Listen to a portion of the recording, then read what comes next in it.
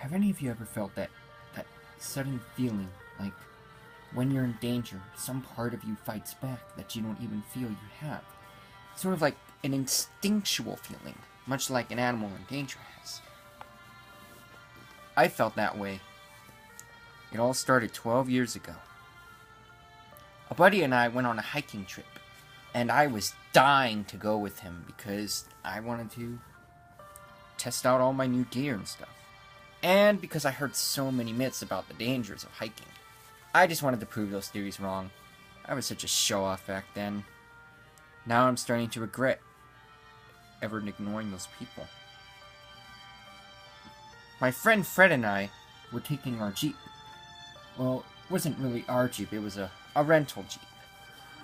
We were in our Jeep, and we were driving across the way through all the roads, the terrains, storms, everything. Now, it was about a 6-day trip to get to where we needed to go. I asked my friend where it was we were heading for. He said it was a surprise. I started to doze off, and my friend found a place to stop for the night. However, while we were resting, we were only one day away from getting to where we were. And this stranger dressed in black leather, almost like a fur coat, had a hunting knife, and he looked as if he was hunting, said, I think he was a hunter, so he told us, he said, in a scratchy yet firm voice, "Beware, travelers. Where you are heading to, there is no escape. Only death awaits. There is no return from Bray Road.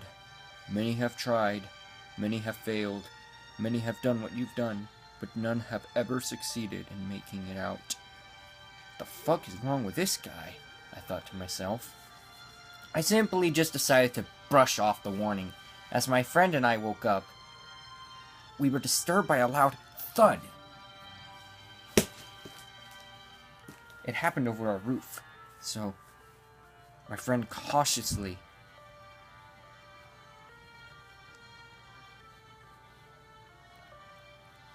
turned on his roof camera, and what we saw disturbed us. There was this creature, this strange looking thing.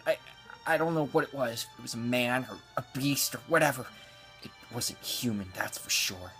It had details much like a wolf, but it had the body of a man covered in fur. And we panicked, and my friend and I drove off as fast as we could. We drove off. We then heard a loud bang, firing gun shooting. As we tried our best, we kept running, and we ignored the shooting, but it kept getting louder and louder, as if something wasn't right. We heard the noise. Somebody shooting their gun. We think it was the hunter. As the shots went off, we drove. We drove as fast as we could. We heard someone screaming in pain and agony.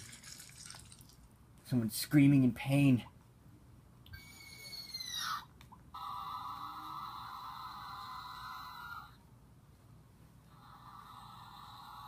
The screaming never stopped. I felt like I was gonna throw up. And then I heard the worst thing. The last fire. And the screaming wouldn't stop. And then the sound of something like tearing flesh and guts. It was like a slaughterhouse. Me and my friend panicked as we ran off. We kept driving and ignoring the screams as we realized the man was dead, that we couldn't help him. Then I told my friend about the warning, about what the man had told me. That screaming just wouldn't stop, and it finally did after the last sound.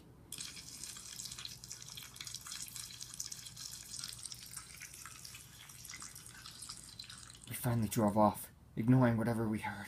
We couldn't stop. I asked my friend what the hell was going on. He told me he didn't know.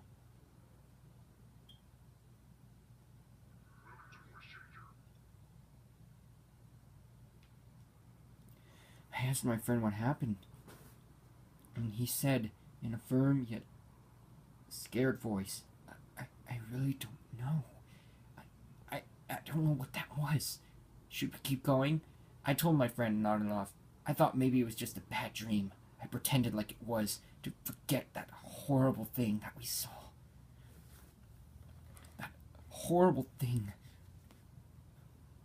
We just kept driving off, going, until ignoring everything. We finally arrived where we were. It said, "Welcome to Bray Road. Beware the beast." As we realized, what if that was the thing we saw?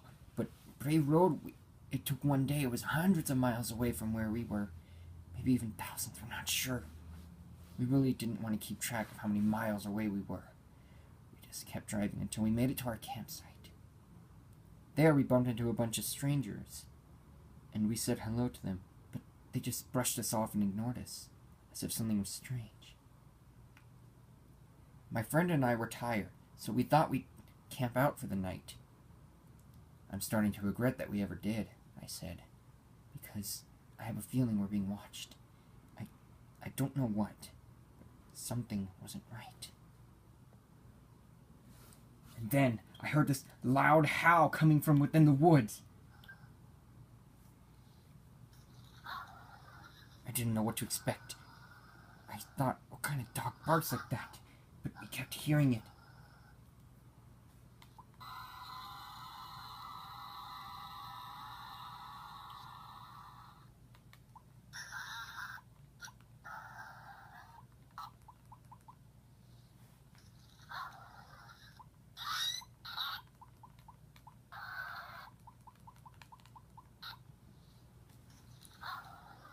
We didn't know what to do.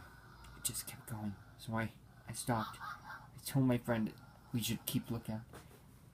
I looked into my friend's emergency pack, and to my surprise, he carried a gun. It was a .20 caliber pistol. I thought, why would he carry this? We're in another state. This must be illegal. But it said shooting is legal here. I then realized that people must have been really paranoid about this beast, or whatever the heck was stalking these woods. So I took his gun, I put it together. I loaded the bullets. I carried some extra packs in my pockets to make sure I would be prepared for anything. My friend woke up and he said, "What are you doing?" Half groggily. I told him, I was like, in a voice that still sounded tired, yet active because I couldn't sleep. I simply said, I can't sleep. I just can't. Something's going on. I'm gonna figure it out." So he said, "Oh, you're going crazy just like those other people. Just go to sleep and ignore whatever you're hearing." I couldn't get it out of my head, but I just did what he did. But then, the barking, it got louder. It almost sounded like it was echoing.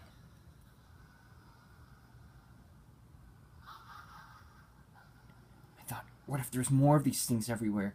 So I went outside, unzipped the tent, and to my surprise, I was right, as I saw the man and woman screaming as they were being torn apart.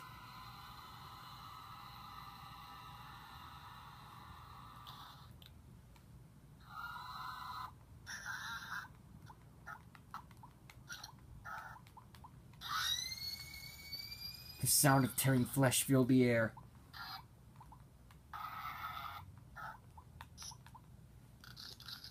I didn't know what to think. It was disgusting.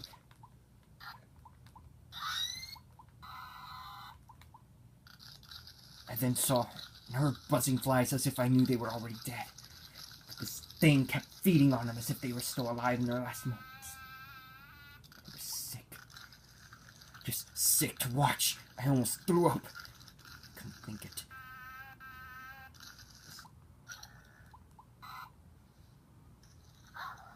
It then looked at me and started barking. I shot the gun. I couldn't handle it. My friend woke surprised as he heard the bullets going off.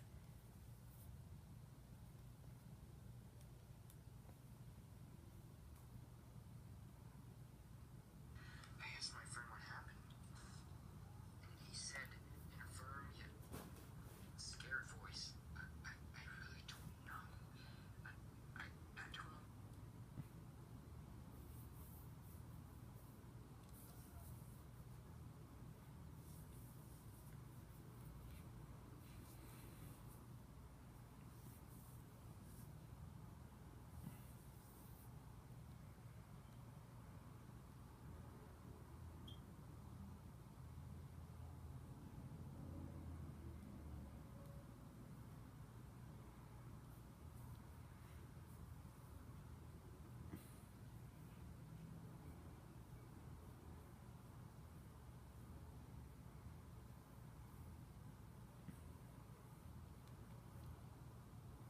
The gun kept going off and off. I couldn't stop shooting it. I just wanted to kill that thing. It kept barking, going at me. It's almost as if it wasn't even alive. I just kept firing.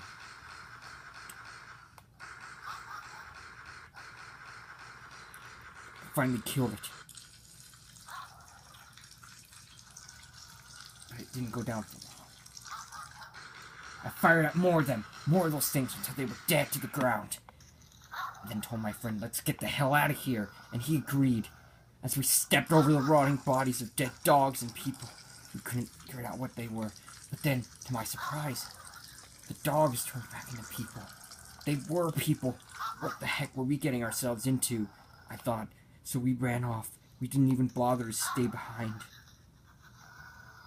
I couldn't handle it. The sound of the flesh we were stepping on with the blood puddles, everything. Just kept firing at more of the barking dogs till more of them fell, and they all went silent. The barking stopped, and so did the growling, but we kept stepping on the flesh. We got into our Jeep, and we ran. We drove off as fast as we could, never bothering to return, never taking a photo. But my friend, who was an artist, drew a picture of what he saw. This thing. And we will never forget. If you ever go to Bray Road, never stay for more than a night. You may never even get the chance to escape. In the words of the hunter, death awaits all who go to Bray Road.